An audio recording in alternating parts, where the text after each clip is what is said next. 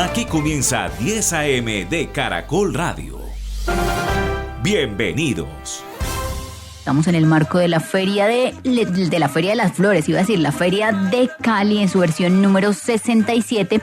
Y un día como hoy, el 26 de diciembre de 2020, falleció a los 65 años el gran salsero puertorriqueño Julio César Rojas López, más conocido como Tito Rojas. El intérprete de canciones como Siempre Seré, Señora de Madrugada, Nadie es Eterno en el Mundo, falleció a causa de un infarto en el 2020. Esta canción, Siempre Seré, uno de los mayores éxitos de Tito Rojas en su casi medio ciclo de carrera musical, es la canción número 6 del álbum 1990, álbum que se denomina Sensual y que ocupó las primeras listas de uno de los géneros latinos por excelencia. Y estamos en modo salsa porque ya comenzó la Feria de Cali en su versión número 67. Ayer el Salsódromo, hubo concierto del grupo Nietzsche Marlin y esta noche también grandes conciertos.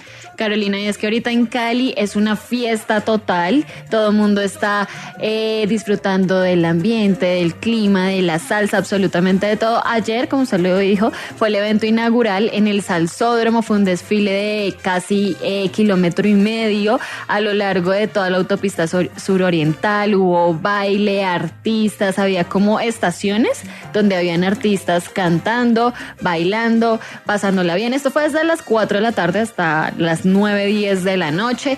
Se habilitaron 4 graderías donde había espacio para 8,000 personas, era gratuito, y pues hubo artistas como Guayacán, Mike Bahía, que lo tuvimos acá con su álbum dedicado a la salsa, precisamente por eso también estaba allá en Cali.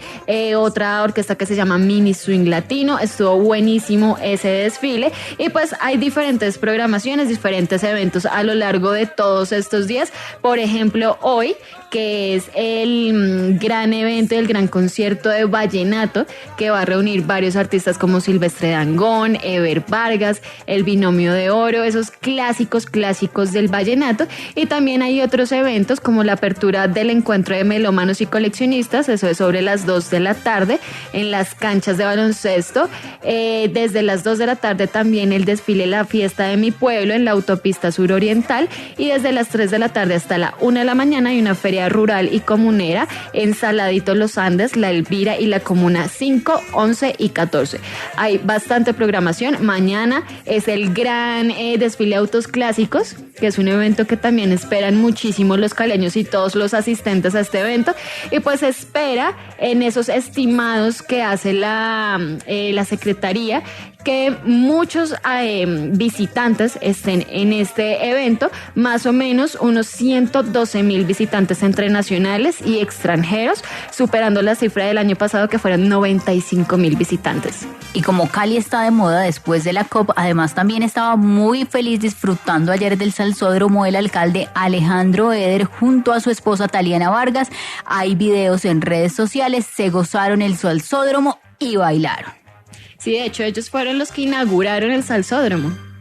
Noticias a esta hora. La alcaldía de Bogotá anunció el cambio de tarifa del sistema integrado de transporte público para 2025. La tarifa unificada será de 3.200 pesos para Transmilenio, buses troncales y buses zonales y Transmicable. El aumento va a empezar a regir desde el 18 de enero. Continúa el debate por el aumento del salario mínimo para 2025. Será del 9.5%. La nueva asignación será 1.423.500 pesos y con el auxilio de transporte va a quedar en 1.623.500.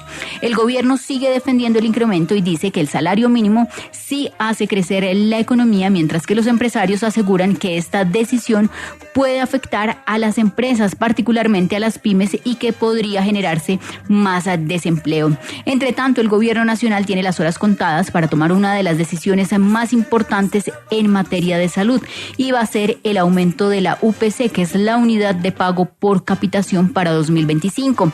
Este es el dinero que el Estado gira por cada afiliado para poder garantizar el plan de beneficios en salud. Este aumento podría definir en buena medida la capacidad financiera del sistema de salud en el país en el 2025. La Oficina de la ONU para los Derechos Humanos reveló que hasta el mes de noviembre de este año han sido denunciados 186 casos de homicidios de líderes sociales en Colombia. 80 de esos casos ya fueron verificados por Naciones Unidas.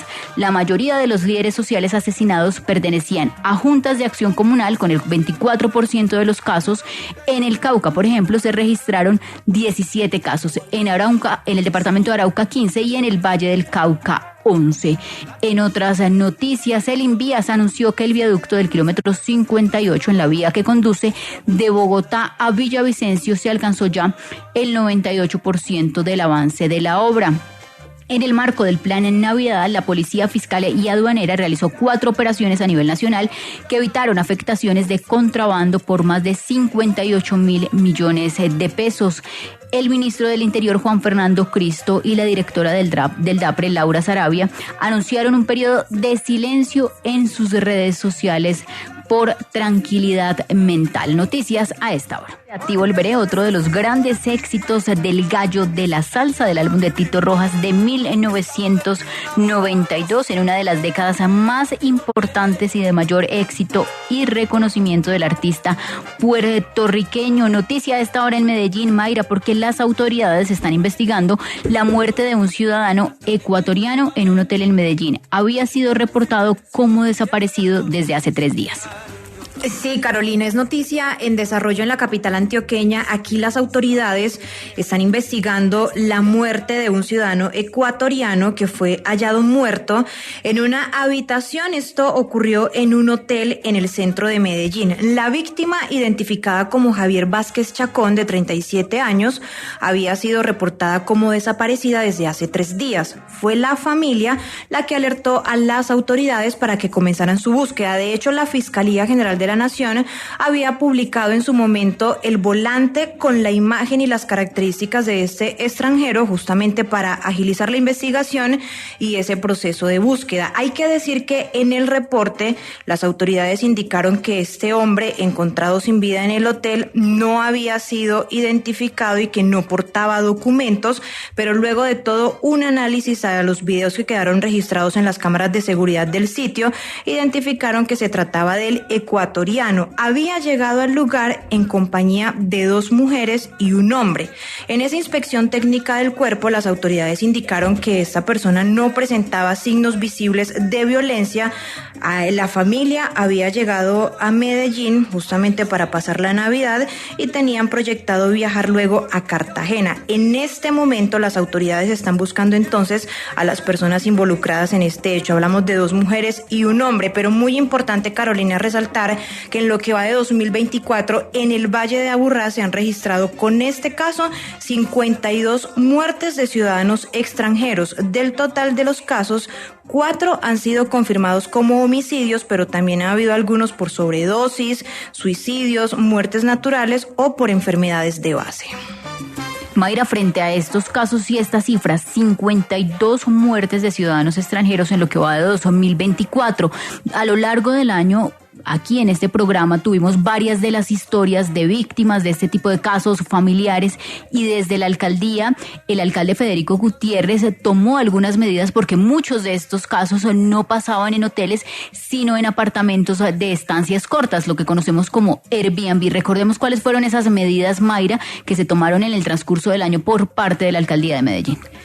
Sí, claro, Carolina, las autoridades justamente tratando de contrarrestar este panorama bastante complejo, bastante difícil que ha sido para los extranjeros en Medellín. La alcaldía distrital anunció una serie de medidas. Se realizaron operativos de control con mayor contundencia en estos hoteles, en estos Airbnb, pero también en el Parque Lleras, donde hay que decir que la intervención de las autoridades ha sido bastante contundente. Esto para contrarrestar todo lo que tiene que ver con el tema de extorsiones, el consumo de drogas, también con la trata de menores de edad, también hay que decirlo. Y bueno, es una cifra bastante complicada, bastante compleja. Son 52 muertes de ciudadanos extranjeros. Y ojo que esto es sin contar los de nacionalidad venezolana. Estamos hablando que en la mayoría de las víctimas han sido estadounidenses, también canadienses, peruanos, ecuatorianos. Entonces, un panorama bastante complejo. Las autoridades mantienen entonces el llamado a los turistas internacionales que llegan a Medellín, pero también a otros municipios del Valle de Aburrá, a tener mucho cuidado y precaución, sobre todo a la hora de utilizar aplicaciones de citas, así como en los establecimientos nocturnos o medios de transporte. Uno de los anuncios más polémicos también durante el año fue esa advertencia y esa recomendación que hizo la Embajada de Estados Unidos a todos sus ciudadanos que reconsideraran los viajes que estaban haciendo los turistas a Medellín por este alto número de turistas extranjeros víctimas de robo, víctimas también de asesinato, y con el agravante de que la mayoría, al parecer, llegaban a la ciudad a tener un encuentro luego de haber encontrado a esa persona a través de una aplicación de citas. Recordemos la cifra: 52 muertes de ciudadanos extranjeros en lo que va del 2024 en Medellín. Noticia a esta hora en Barranquilla, Brandon Esparragosa. Carolina, sí, estamos muy pendientes de la salud de Mane Díaz, el padre del jugador del Liverpool, Luis Díaz, quien se encuentra internado en un hospital del municipio de San Juan del Cesar. Esto es en el sur del departamento de La Guajira, luego de sufrir un dolor fuerte en el pecho que lo llevó a buscar atención médica urgente. Lo que se ha conocido de manera preliminar es que Luis Manuel Díaz llegó en primera instancia a un centro asistencial en el municipio de Barrancas, en donde pasó Navidad. Allí, desde luego, reside junto a su familia. Una mala saturación y presión arterial alta pues lo llevaron a tomar la decisión junto a sus familiares de llegar a este centro asistencial. Los galenos en turno le suministraron oxígeno, ordenaron su traslado en ambulancia a un hospital de San Juan del Cesar, al Hospital San Rafael, donde se encuentra en estos momentos bajo observación y es acompañado también por algunos familiares. Asimismo, se conoció que el dolor en el pecho pues no correspondería a un infarto, como se ha indicado una versión que ha circulado en primera instancia sobre la salud de Mane Díaz. Sin embargo, continúan los chequeos médicos al padre del jugador de Liverpool en estos momentos, allí en el sur del departamento de La Guajira. Hoy se inician las negociaciones entre el gremio transportador y la alcaldía de Manizales para determinar y fijar las tarifas de transporte público de 2025. Líderes de los taxistas están solicitando estar en la mesa y que en esa mesa se defina un incremento de 300 pesos en la tarifa mínima. Olga Caro. Carolina, sí, precisamente desde las 2 de la tarde entonces va a iniciar esos primeros acercamientos entre los transportadores, pero también la Secretaría de Movilidad. Es de destacar que aquí en Manizales no hay un sistema de transporte masivo organizado. Como tal, entonces, son los diferentes gremios o los diferentes representantes de estos líderes transportadores los que hacen parte entonces de la mesa. Están hablando, según los incrementos que han presentado en la gasolina y el gas en los últimos meses, están solicitando un incremento que va entre 300 pesos y 400 pesos. Sin embargo, esta no es una propuesta unánime. Recordemos que también hay sectores que están pidiendo más alza y teniendo en cuenta también lo que incrementó el salario mínimo, pues esto estaría también definiendo los costos y la tarifa que se tiene en cuenta entonces para el siguiente año. Y también información de servicio a esta hora, porque se registra un deslizamiento en la vía que comunica Manizales con Bogotá en la altura de Padua. Esto es corregimiento de Herbeo en Tolima. A esta hora entonces se reporta el cierre de la carretera nacional que comunica entonces a la capital caldense con la capital del país, y esto teniendo en cuenta que un movimiento en masa ocurrió en el kilómetro 66 más 650 y por eso allí está diferentes organizaciones tratando de retirar esta tierra que está allí. Está el cuerpo de bomberos, también hay maquinaria amarilla nacional de Invías tratando entonces de mejorar el tránsito a esta hora por esa vía. Se presentó un accidente de tránsito en la vía al aeropuerto Palo Negro que sirve a Bucaramanga. César Augusto González. Carolina, buenos días. Muy cerca al peaje que hay en la vía al aeropuerto internacional de Palo Negro que sirve a Bucaramanga se presentó un accidente de tránsito donde están involucrados 3 vehículos. Todo parece indicar que 2 volquetas de esas doble troque venían compitiendo al parecer y discutiendo con el conductor de la buseta, y esto hizo que colisionaran contra la buseta, hicieran voltear la buseta y quedara atravesada ahí en la vía.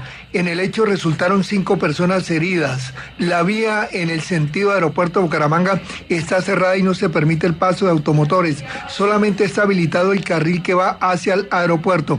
Es importante recordar que esta vía también es la que comunica a Bucaramanga con Barranca Bermeja, pero solamente hay problemas de movilidad en el sentido que viene desde el municipio de Lebrija o el Aeropuerto Internacional de Palo Negro hacia Bucaramanga. Hasta el momento están las autoridades ahí en el lugar haciendo la inspección para poder habilitar también al menos un carril y permitir el paso de automotores. Mayra, en Medellín, en media hora hay una reunión clave de las familias buscadoras de la Comuna 13 en La Escombrera. Será con Medicina Legal, con la Jurisdicción Especial para la Paz y con la Fiscalía. Sí, Carolina, también una noticia muy importante en la capital antioqueña, porque recuerde usted que luego de ese histórico hallazgo de esos primeros restos óseos en La Escombrera, esto en la Comuna 13 de Medellín, hoy por fin las familias buscadoras se reunirán con el presidente de la JEP, la directora de la Unidad de Búsqueda, la Defensoría del Pueblo, también estará Medicina Legal, justamente para conocer más detalles sobre esos hallazgos, sobre esos restos óseos que fueron encontrados allí en La Escombrera. La intención es que los colectivos conozcan qué continúa en este proceso de búsqueda en esa zona de la ciudad, donde denuncia que podría haber restos de más de 500 personas. Hay que decir que desde que se encontraron los primeros restos óseos, esto fue el pasado 16 de diciembre, sí, el colectivo Mujeres Caminando por la Verdad, en la vocería de Luz Helena Galeano, ha insistido en que las autoridades deben ampliar esas zonas de búsqueda de los desaparecidos. Entonces, hoy conocerán más detalles con las autoridades para saber cuál es ese paso a seguir. Están diciendo las familias que ellos tienen mapas georreferenciados de esas otras zonas de Medellín donde también podrían haber restos de personas desaparecidas. Aseguran que todo ser humano merece ser buscado. Hay que decir que las familias no están buscando a sus seres queridos desde hace 2 o 3 años. Este es un proceso que lleva más de 10 años y que por fortuna se dieron esos primeros hallazgos.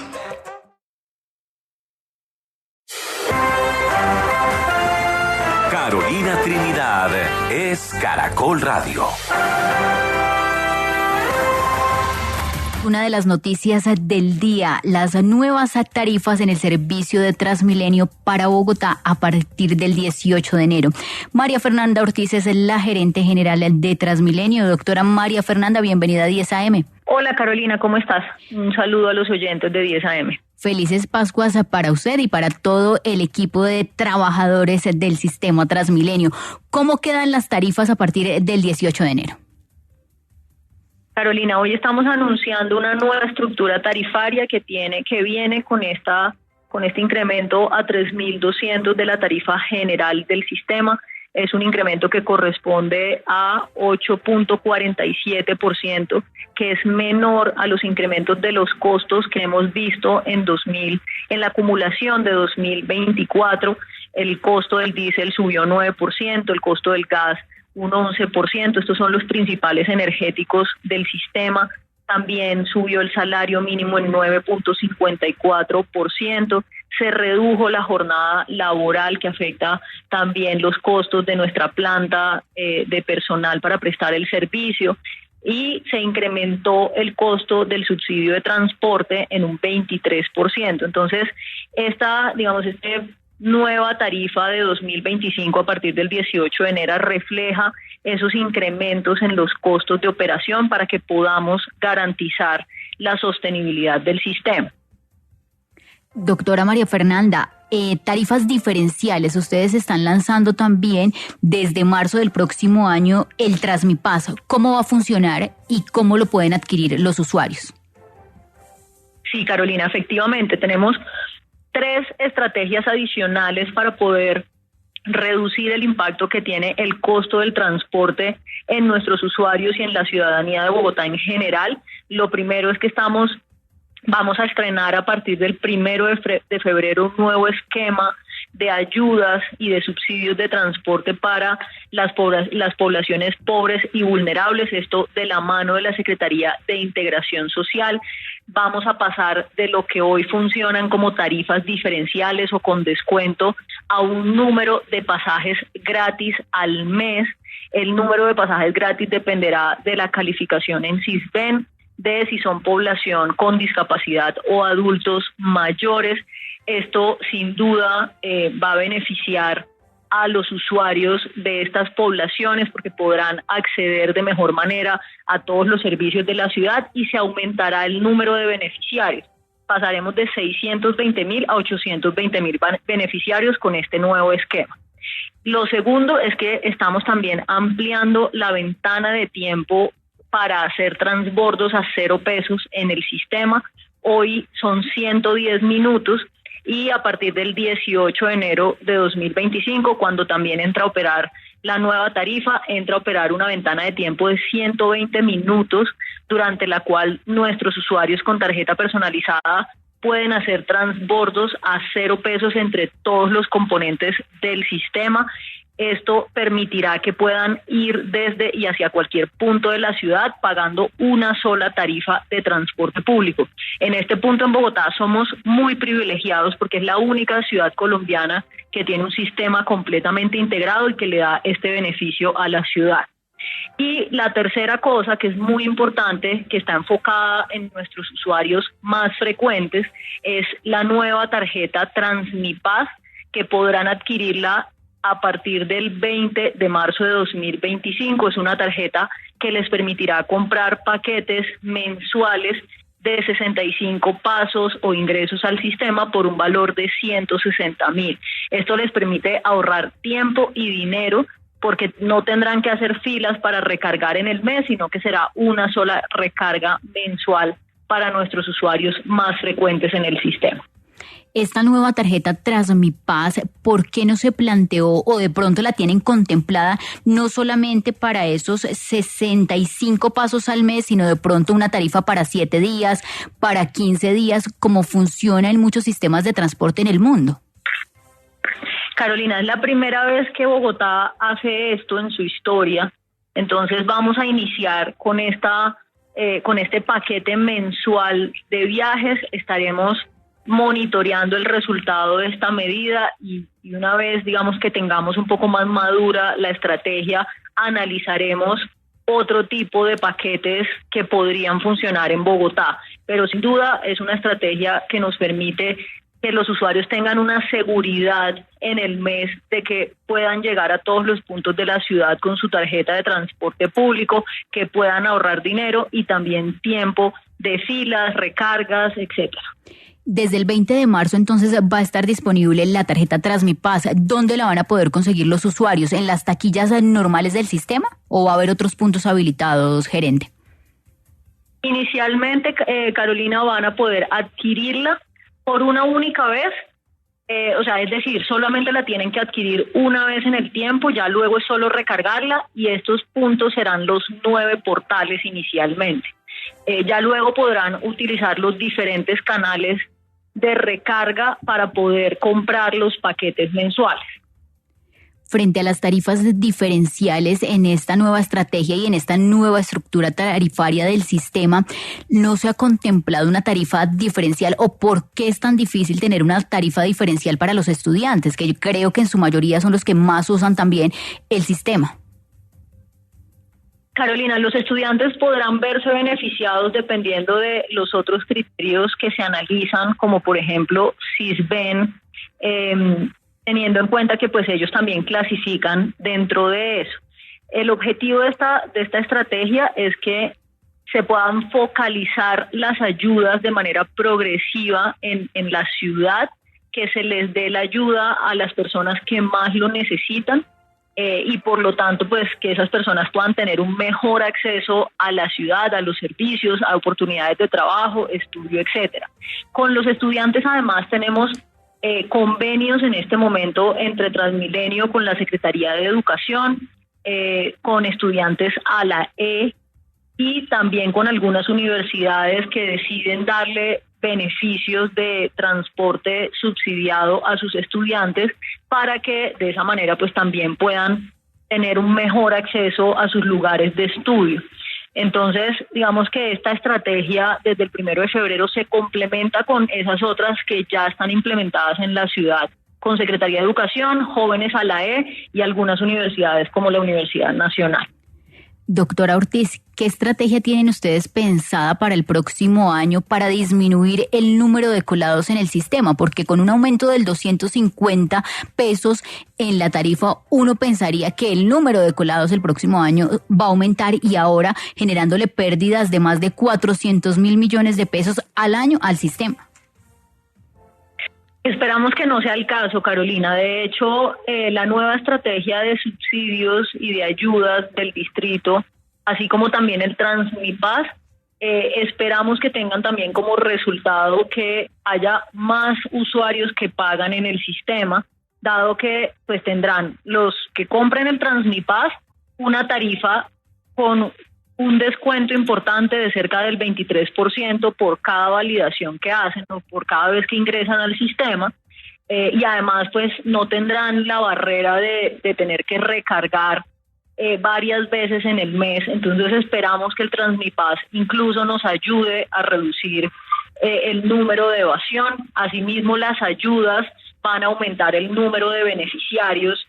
Entonces, pues esas ayudas con pasajes gratis al mes hará que las poblaciones que más lo necesitan tengan ese apoyo del distrito para pagar su transporte, y estaremos o seguiremos con las estrategias que implementamos en 2024 que nos ayudaron a bajar el índice de evasión en el componente troncal en un 2.18%, o más bien en 2.18 puntos porcentuales, que son de cultura ciudadana, muy importante, que hemos trabajado con la Secretaría de Cultura, las estrategias de mejora de la infraestructura, los nuevos sistemas de puertas que seguiremos implementando, estrategias de pedagogía en vía, también de monitoreo, de control, de fortalecimiento de nuestro esquema de vigilancia en las estaciones. Lo que vemos es que sobre todo los comportamientos de evasión también tienen un impacto de riesgo, ponen en riesgo a los usuarios que evaden y también a los que van a bordo de los buses. Entonces queremos reducir eso al máximo en el sistema. Doctora Ortiz, esperemos que finalizando el 2025 podamos tener esas cifras y con unas cifras favorables de una disminución considerable del número de colados en el sistema masivo de Transmilenio en Bogotá. Gracias por estar con nosotros aquí en 10 AM de Caracol Radio. Muchas gracias, Carolina. Un saludo a todos los oyentes. Entonces, para todos los usuarios de Transmilenio, a partir del 18 de enero aumenta el pasaje en 250 pesos, es decir, que deberán pagar por un pasaje 3.200 pesos, y también desde marzo podrán adquirir la tarjeta Transmipaz.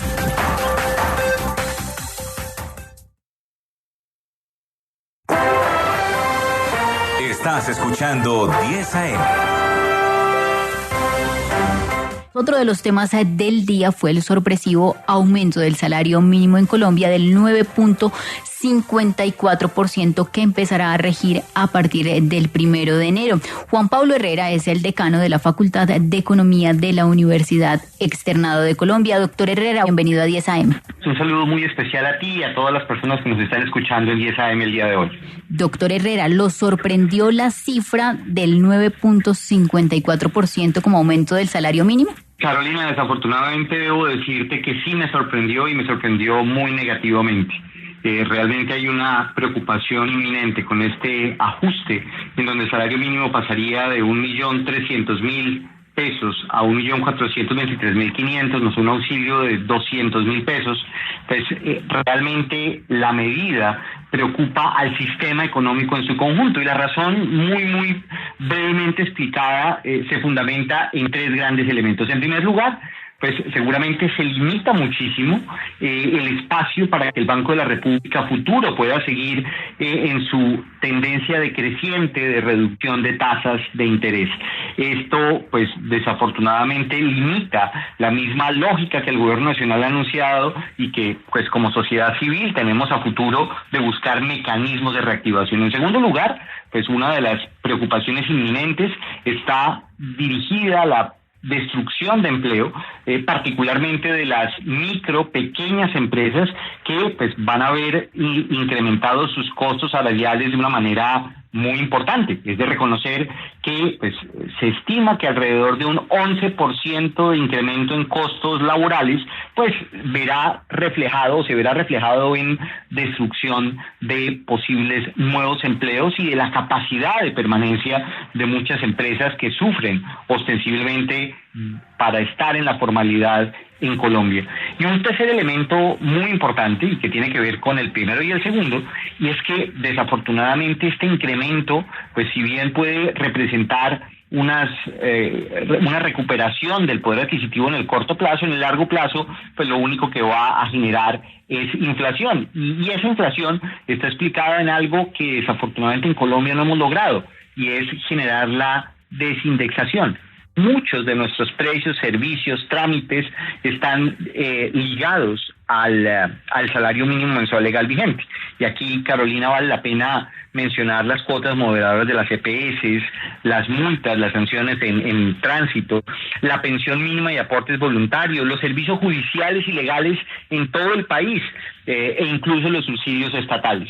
Por supuesto, este escenario, Carolina, también pues se ve fuertemente amplificado con una dificultad de presupuesto. Esto va a representar un incremento en cerca de 2.3 billones de pesos adicionales dentro del presupuesto nacional, en donde, insisto, pues es absolutamente importante revisar y actualizar año a año el salario mínimo, pero cuando se sobrepasa de una manera importante la inflación y la productividad y se tiene una economía en un cuidado de relativo seguimiento, como es la economía colombiana, que no ha logrado experimentar en los últimos años tasas de crecimiento importantes y por tanto tiene unas productividades laborales absolutamente limitadas, pues generar este incremento lo único que nos generaría en el largo plazo es una mayor informalidad y una situación bastante retadora en diferentes frentes para el sistema económico.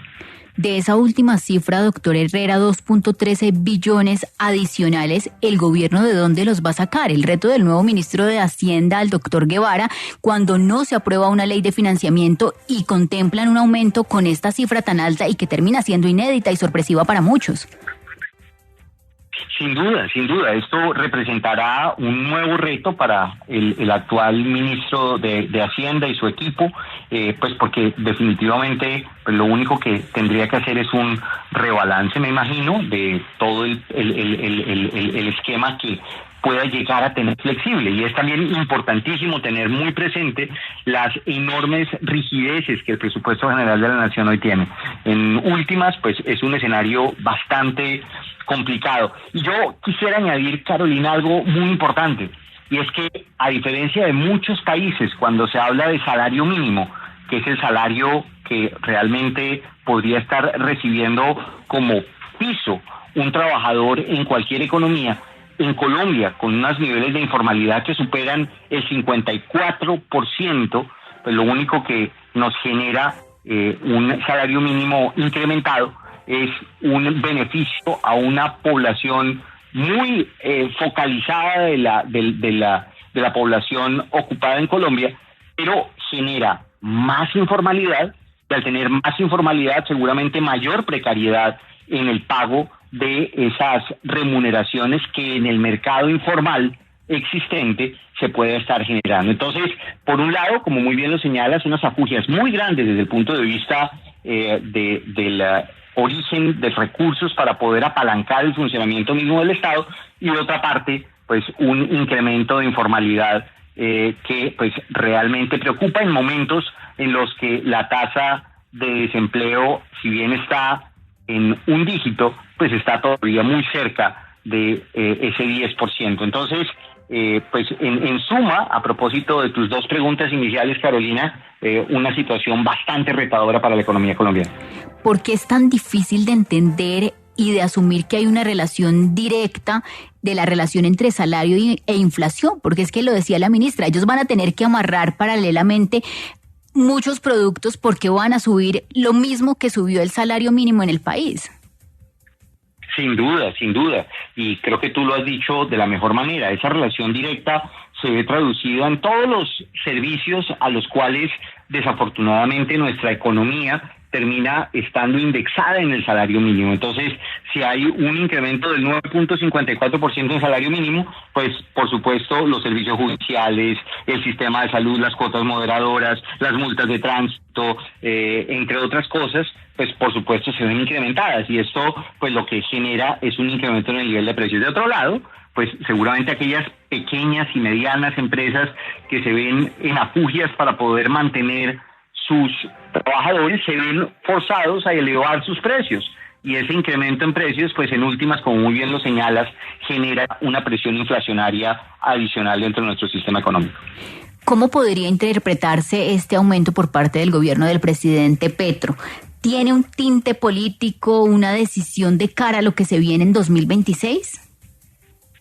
Es bastante difícil concluirlo desde lo técnico, pero quizás el mensaje más importante, Carolina, que debe quedar muy claro, es que uno no debe hacer política con unos temas tan sensibles para garantizar el buen funcionamiento de una economía que históricamente, al contrastarla con otras economías de América Latina, ha sido una economía robusta, ha sido una economía que ha logrado avanzar y transitar momentos bastante críticos, y que desafortunadamente, como lo decía hace unos minutos, no está justamente en sus mejores momentos para poder apalancar incrementos tan grandes.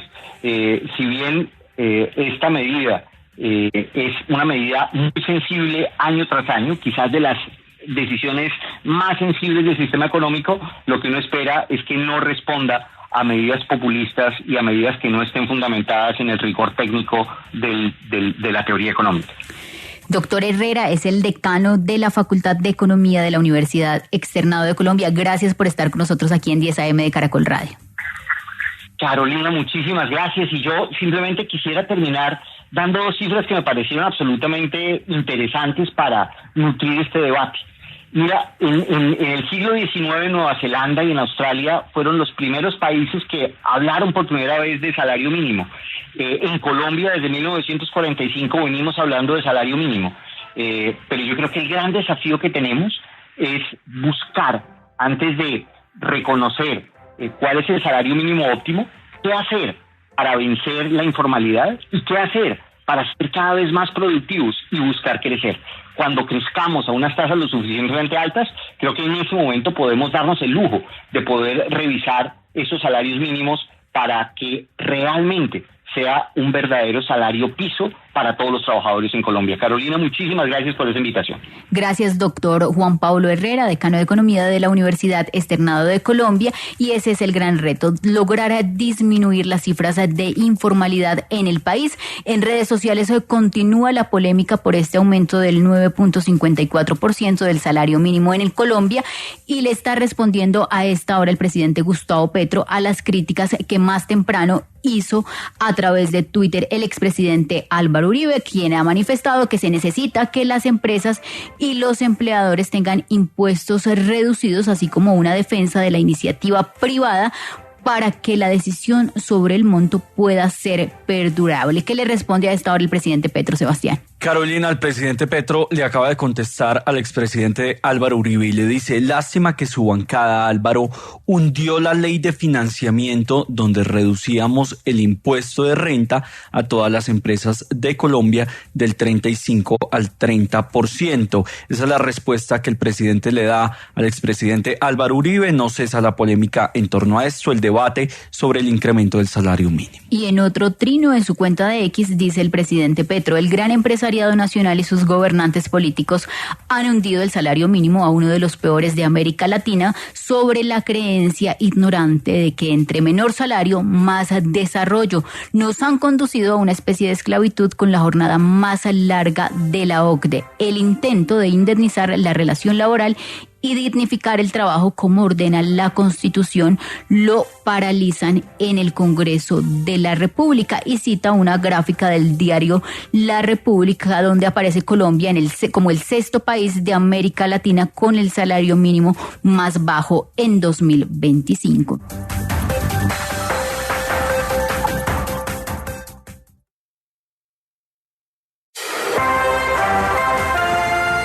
Carolina Trinidad es Caracol Radio.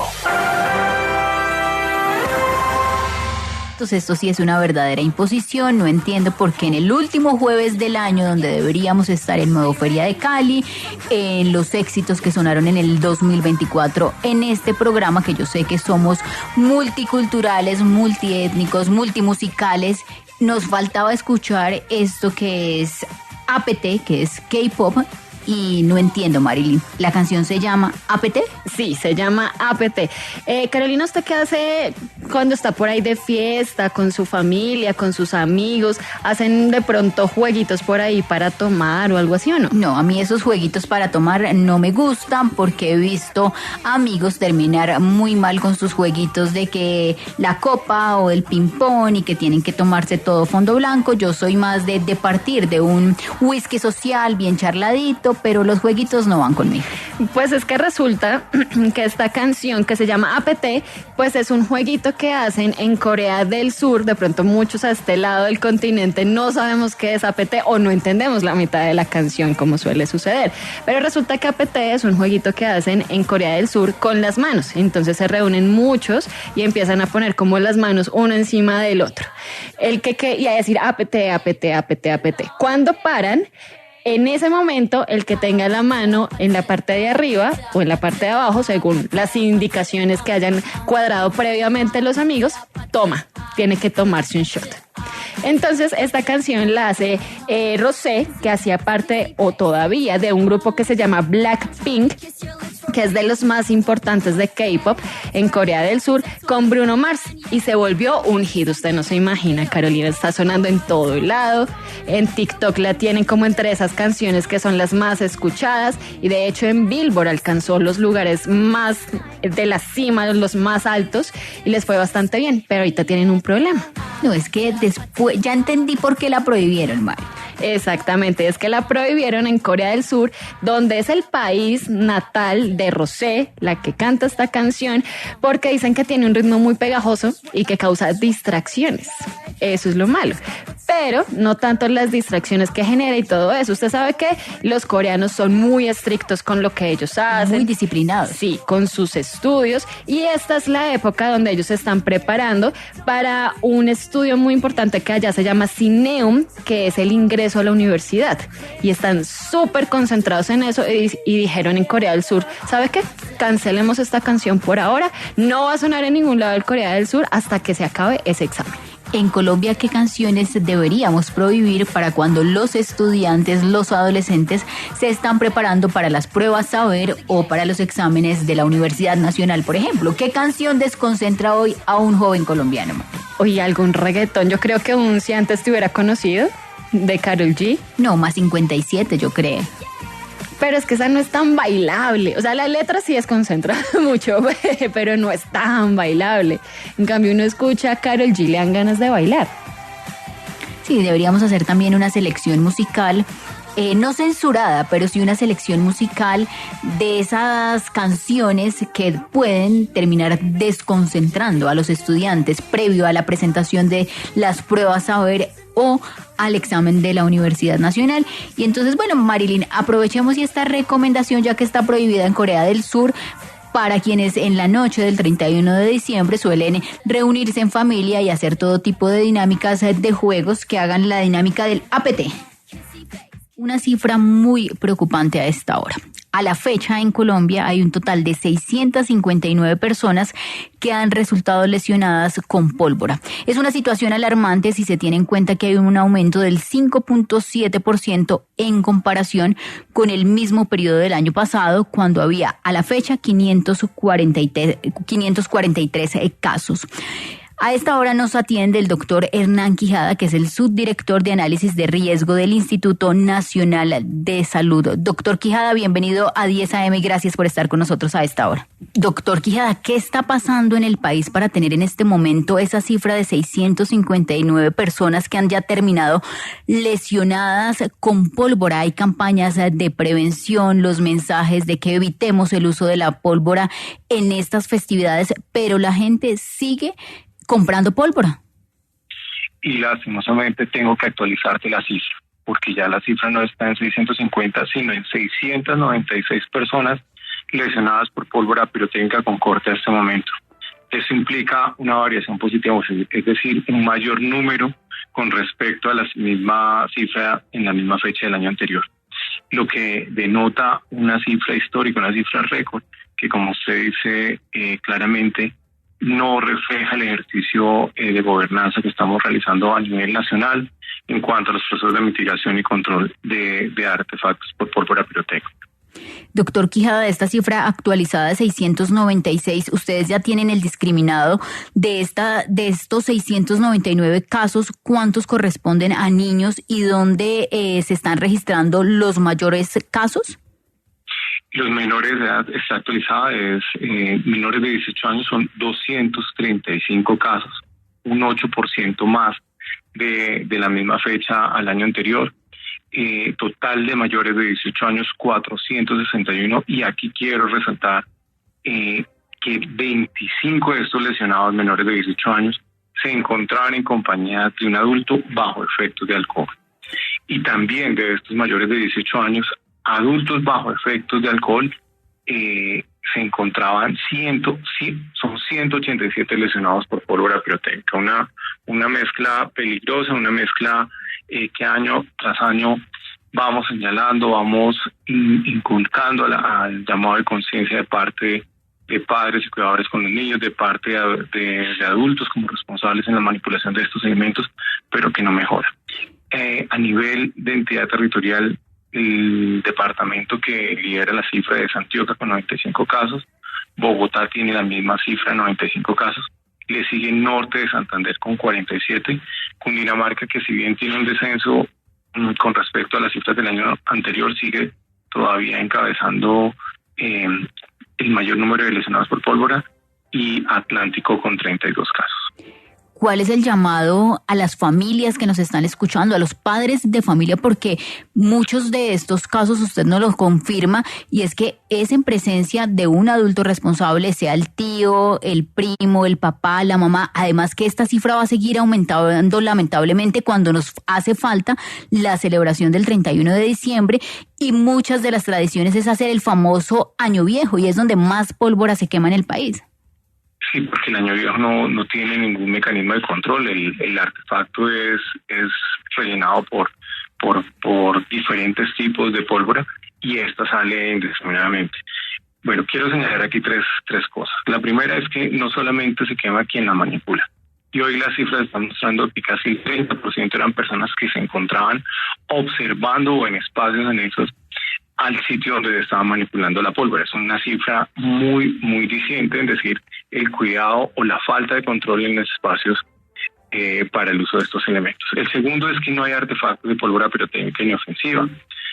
Hoy las llamadas luces de bengala, por ejemplo, producen un daño, una lesión ocular con el hierro caliente que es irreversible, especialmente en los niños. En este orden, los totes que puedan no tener una percepción de riesgo alta significan el 26.5% de lesionados por pólvora. Los voladores, el 22%. Es importante tener en cuenta que las entidades territoriales disponen de los consejos de gestión territorial de emergencias y desastres para orientar esos planes de acción y hacer lo respectivo que permita mitigar el número de lesionados por pólvora pirotécnica. El tercer elemento, y del que quiero hacer más llamado, es que hoy aproximadamente el 50% de los lesionados por pólvora pirotécnica en el país tienen lesiones grado 2 y grado 3. La lesión, por ejemplo, profunda, grado 2 y la grado 3 son lesiones irreversibles que comprometen piel, músculo y hueso. Y la rehabilitación física de estas personas ya no se va a dar a un 100%, lo que quiere decir que no solamente van a quedar unas lesiones físicas, sino también pueden quedar lesiones cognitivas, sobre todo en el desarrollo de los menores de edad.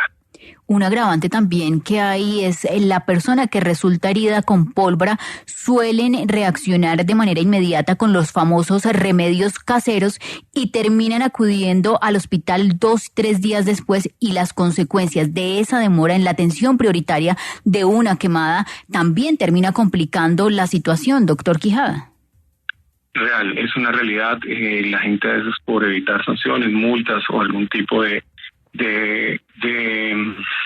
llamado de atención, ocultan las lesiones, pero finalmente terminan consultando. Estas son lesiones que se van a complicar, que van a hacer que las personas terminen consultando, como tú dices, 2 o 3 días.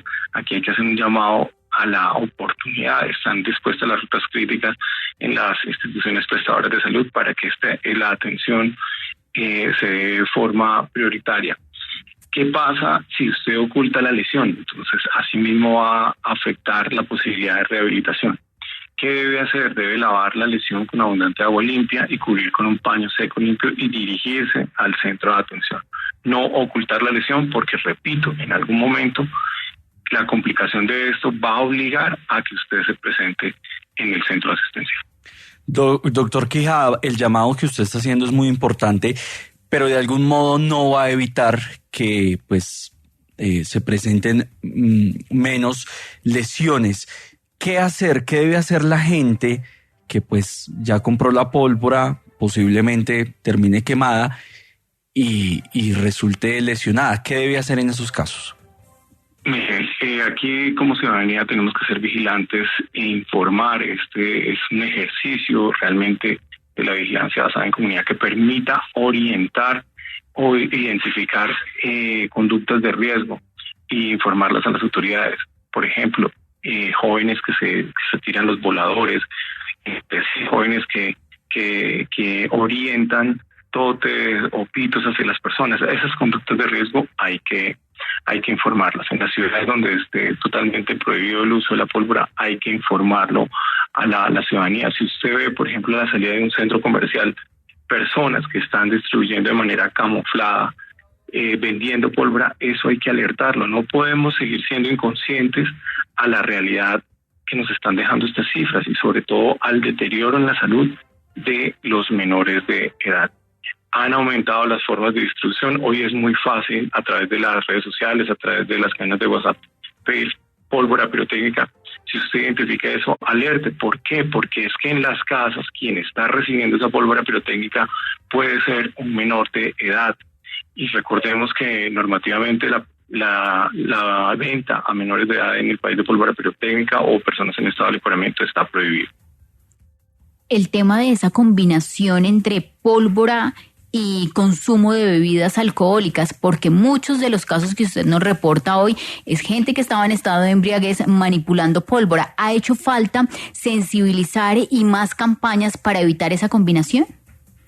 Yo creo que este es un ejercicio sistémico que viene de muchos años atrás, que son cifras en las que nosotros hemos insistido y lastimosamente la tendencia no muestra una disminución en los últimos años. ¿Qué pasa con la gente? Que hasta que no le pasa no se da cuenta de la magnitud de este tipo de lesiones. Tenemos que trabajar desde los ámbitos escolares, no solamente durante la temporada decembrina, sino seguir fortaleciendo esta serie de programas para que la gente llegue a la temporada con cierto nivel de percepción de riesgo y sobre todo alerte o se dé cuenta de la necesidad de cambiar ciertas conductas tradicionales en la celebración navideña. Otra cosa que quiero señalar y que no es menos importante, por el contrario, es preocupante, es no solo durante la manipulación puede haber personas afectadas con los residuos. Cuando la pólvora ha sido fabricada con fósforo blanco, los niños pueden ingerir accidentalmente esta sustancia e intoxicarse. Ya hoy tenemos reporte de 3 menores de edad en todo el país, de los cuales uno ya falleció por esa intoxicación de fósforo blanco que puede ser fulminante en la vida de los menores y de cualquier persona. Es el doctor Hernán Quijada, subdirector de análisis del riesgo del Instituto Nacional de Salud. Gracias por estar con nosotros, doctor Quijada, y esperemos que estas cifras se puedan controlar y que sean menos los casos en los próximos días. usted decide como papá dónde quiere pasar estas festividades, sobre todo la del 31 y 1 de enero, si en una unidad de cuidados intensivos o tranquilamente en el bienestar de su hogar. Queremos que todas las familias colombianas puedan disfrutar de estas festividades de fin de año en familia, en armonía y sin pólvora, porque la cifra a esta hora es de 696 personas lesionadas con pólvora, en donde los casos que mayor se han registrado han sido en Antioquia, Bogotá y norte de Santander.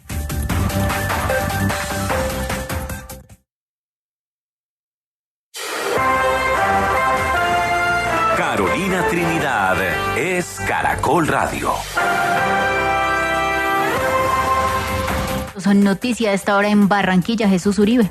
La noticia en Barranquilla a esta hora tiene que ver con la denuncia que han hecho desde la Asociación de Educadores del Atlántico, la cual señala que el proveedor de medicamentos Vía Medical de la Costa no ha cumplido con la entrega de medicamentos a través de Drogas La Economía, debido a una supuesta deuda millonaria por parte de la FIDU Previsora. Esta situación, que comenzó antes del 24 de diciembre, está afectando alrededor de 28.000 docentes entre Barranquilla y el Departamento del Atlántico, quienes requieren de manera inmediata algunos de estos medicamentos. Alberto Ortiz, quien es fiscal de la ADEA, ha informado que pese a que existen otros 2 proveedores como Evediza y Farmar, estos no están abasteciendo de manera suficiente lo que los maestros requieren en cuanto a medicinas. Es la situación que denuncian desde la Asociación de Educadores del Atlántico y esperan que antes del cierre del 2024 este panorama se pueda resolver. Noticia de esta hora en Manizales, Olga Caro. A 17 ascendió el número de personas lesionadas por pólvora en el departamento de Caldas, y es de destacar que durante la noche de Navidad una menor de edad resultó lesionada por la manipulación de estos elementos. Esto sucedió en el municipio de La Dorada, y es que precisamente fue Jorge Rubio Jiménez, subdirector de la Dirección Territorial de Salud, que confirmó que el número de quemados por pólvora en este departamento ha venido en ascenso, y precisamente los últimos casos ocurrieron en Aguadas, La Dorada y Manizales. Informa además que desafortunadamente uno de los casos más fuertes es el de una menor de 2 años que resultó lesionada en uno de sus ojos por la manipulación de pólvora. Desde la Territorial de Salud insisten en esas campañas de prevención del manejo de estos artefactos. A pesar de esos hechos, hasta el momento Caldas presenta una reducción del 40% en el número de quemados respecto al año anterior. En Medellín continúan las reacciones a esta hora por el aumento del salario mínimo, Mayra. La noticia en Medellín está relacionada con las reacciones desde diferentes gremios luego del anuncio del aumento del salario mínimo en Colombia para 2025, fijado en un 9.54%. Ha generado preocupación en diversos sectores empresariales, específicamente entre los pequeños y medianos empresarios, representados por la Asociación Colombiana de las Micro, Pequeñas y Medianas Empresas. Rodolfo Correa, presidente ejecutivo nacional de ACOPI, manifestó que este incremento está por fuera del presupuesto de los pequeños y medianos empresarios y podría tener graves repercusiones en la economía del país. Según Correa, esta medida incrementará significativamente los costos de productividad, lo que dificultará la creación de nuevos empleos y aumentará los niveles de informalidad laboral que actualmente afectan a más del 60% de la población colombiana. También desde Intergremial Antioquia y sus más de 35 gremios afiliados calificó de desafortunado ese incremento decretado por el gobierno nacional. Dicen que las pymes, que representan el 95% del tejido empresarial del país, serán las más afectadas. Pasamos del K-pop al reggaetón con Ozuna. Yo creo que esta es la primera vez que suena durante el 2024. Esta canción se preparó. Pero es muy buena. Sí, yo por eso quería que sonara completa. Ahorita la escuchamos completa, pero Carolina, vea que yo estuve mirando estos días así como novedades musicales y resulta que ayer Ozuna sacó un tráiler porque va a ser una película autobiográfica de lo que ha sido su vida. Él dice que pues él es puertorriqueño y él dice que hay muchos niños en Puerto Rico que quieren ser como él, entonces quieren mostrarles cómo fue su vida, porque no todo fue como empecé a cantar, me fue muy bien y estoy en lo más alto de la música, sino que también le tocó muy duro. Entonces me puse a ver el tráiler y resulta que la que va a interpretar a la novia y actual esposa de Ozuna es una colombiana. se llama Ana María Estupiñán. No sé si se acuerda por ahí de esta telenovela que se llamaba La Niña. Sí, me acuerdo, es de las pocas novelas que he visto en mi vida. Y muy buena. Sí, y Ana María, muy emotiva. Sí, Ana María, que era la protagonista, va a ser ahora interpretar a la esposa de Ozuna en su película autobiográfica que se va a llamar Odisea. Todavía no tiene fecha de estreno, pero ya salió el primer tráiler, entonces esperamos que sea primer semestre del 2025 para ver cómo le va a Ana María interpretando a la esposa de Ozuna. Muy arriesgado, se fue con película. Podía haber hecho una miniserie, una serie. ¿Qué tanta historia tiene por contar Ozuna en esa película? Lo que pasa es que muchas veces se cuenta es solamente como él empezó a cantar y le fue bien y está sonando en todo lado.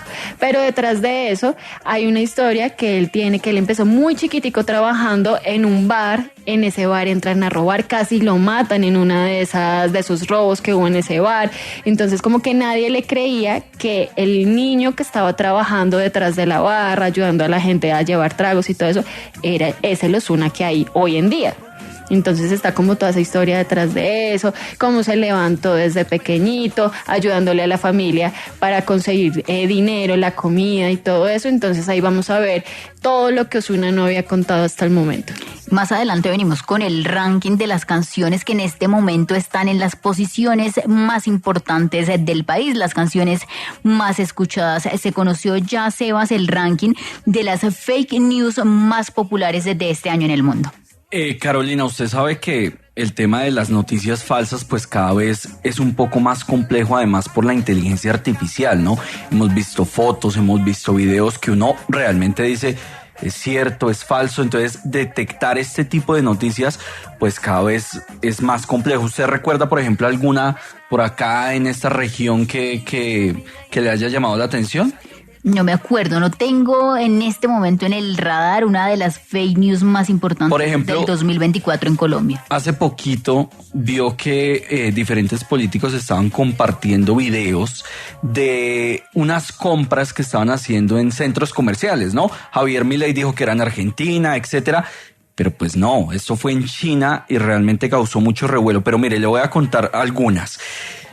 Donald Trump, en el debate presidencial que tuvo con Kamala Harris, pues dijo que los inmigrantes estaban comiendo a sus mascotas, que se estaban comiendo los gatos en Springfield. Esto causó demasiado revuelo y en ese debate dijo cualquier cantidad de mentiras. Esa, por ejemplo, es una épica. Otra, hubo un video por ahí que se filtró que justamente es con inteligencia artificial, pero se veía muy real y la gente estaba así como preocupada porque vieron al presidente de Francia, Emmanuel Macron, besando en un barco a un hombre. Entonces la gente no sabía si el video era real, si no. Definitivamente pues fue con inteligencia artificial, pero eso causó todo un revuelo en Europa. Por ejemplo, otra fake news fue la de Zelensky, que estaban diciendo el presidente de Ucrania, Volodymyr, que había comprado un Mercedes-Benz que perteneció a Hitler. Eso también fue muy polémico. ¿Cómo era posible que el presidente de Ucrania comprando un artículo de un personaje como Hitler? Pues realmente también fue un montaje, pero las cosas se están haciendo tan visualmente reales que pues definitivamente muchas confusiones. Esas algunas, Carolina, de las fake news top este año. Y en Colombia, ¿se acuerda, Sebas y Marilyn, del discurso del presidente Petro en la ONU y los aplausos? Los aplausos montados. El montaje de aplausos de ese discurso y que fue la silla vacía que minuto a minuto hicieron la revisión técnica y llegaron a la conclusión que esos eran unos aplausos hechos. Y esa noticia falsa no la creó la gente, fue el propio gobierno el que montó el video con unos aplausos, pero pues en el discurso oficial, que creo que fue de la ONU, pues no habían esos aplausos. Les tengo también a esta hora el ranking de presidentes de Sudamérica que publica CB Consultora. En el primer lugar está el presidente de Argentina, Javier Milei, con una imagen positiva del 51.2% y negativa del 46.7%. El segundo lugar es para el presidente de Uruguay, Luis Calle, con el 49.8%. Tercer lugar para Paraguay el presidente Santiago Peña, cuarto lugar para el presidente Daniel Noboa de Ecuador, quinto el presidente Lula da Silva de Brasil, sexto el presidente Gabriel Boric de Chile con el 40.2% de imagen positiva, y en el séptimo lugar en este ranking de presidentes de Sudamérica aparece el presidente Gustavo Petro con el 39.9% de imagen positiva y una imagen negativa del 57.1%. Luis Arce de Bolivia 33.6% en el octavo lugar, noveno lugar para el presidente Nicolás Maduro de Venezuela con el 29.5% y el décimo lugar para la presidenta de Perú, Dina Boluarte, con el 19.7%. En este ranking de presidentes que publica la consultora CB, en el primer lugar, el presidente Javier Milei y el presidente Petro en el séptimo lugar. ¿Sabe qué llama un poquito la atención de ese ranking que usted menciona? Que Maduro en noviembre de este año tenía la imagen en un 27.8% y ahora pues la tiene en 29.5%, es decir, subió un poquito Nicolás Maduro. Subió casi 2 puntos. Exacto, y que acaba de salir de una controversia terrible, casi robándose las elecciones de un país con tantas dificultades como lo está haciendo Venezuela, y es curioso, ¿no?, que sube ahí un poquito su imagen positiva. Y que no sale del ranking de estos 10 primeros lugares. ¿Cuál es la canción, Marilyn, en este momento? Canción número 1 más escuchada en Colombia cuando estamos ya a 26 de diciembre. Pues Carolina, esta semana lo más escuchado es solo reggaetón. Bueno, se nos coló por ahí en la quinta posición Pipe Bueno con una canción que se llama Tengo Mucha Sed, pero las otras 4 canciones son puro reggaetón. En la posición número 4 está una canción que se llama Deportivo, que lo hace Blessd y Anuel AA. En el 3, Juanes y Ryan Castro con su Chucu Chucu. ¿Se acuerda que por acá la tuvimos, que estuvo sonando precisamente esos días que iniciaba diciembre? Sí, hace como 15 días fue el lanzamiento de esa canción Chucu Chucu y que sigue sonando. Sí, es que es buenísima. En el número 2 está Cosas Pendientes de Maluma, y en el número 1 un artista que fue revelación este año, que es Capo, pero se une a Manuel Turizo en esta canción que se llama Qué Pecado. ¿Quiere escucharla? Vamos a escuchar a Capo y Manuel Turizo. Marín, yo creo que Capo es uno de los artistas de revelación de este año con sus éxitos, además que estuvo invitado a grandes conciertos y con grandes artistas. Sí, este año le fue bastante bien, sacó 3 canciones, 2 propias solo de él en TikTok. O sea, usted entraba a TikTok y video que estuviera por ahí tenía la canción de Capo. Él salió de ahí, mucha gente lo empezó a conocer por esta plataforma y le fue bastante bien. Y muchos artistas colombianos lo empezaron también como a padrinar, a invitarlo a hacer cositas, por ejemplo Manuel Turizo en esta canción, pero también estuvo con Fate en el concierto en Medellín. Ryan Castro también lo sacó acá en el concierto en Bogotá, en Medellín también lo llevó. Varios artistas se están uniendo con él, entonces le está yendo bastante bien. Escuchemos otro de los éxitos de Capo. ¿Cómo es que se llama esta canción, Marilyn? Que es súper famoso, uno la escucha a toda hora. Uguaye. Por fin, Marilyn, podemos escuchar música acorde a nuestra generación con artistas de revelación del 2024 que se llevaron siempre las mejores posiciones, estuvieron en los mejores conciertos como invitados especiales. ¿Cuál es su otra artista revelación del 2024? Pues Carolina, es que estamos escuchando lo que está sonando ahorita en Colombia y en todo lado.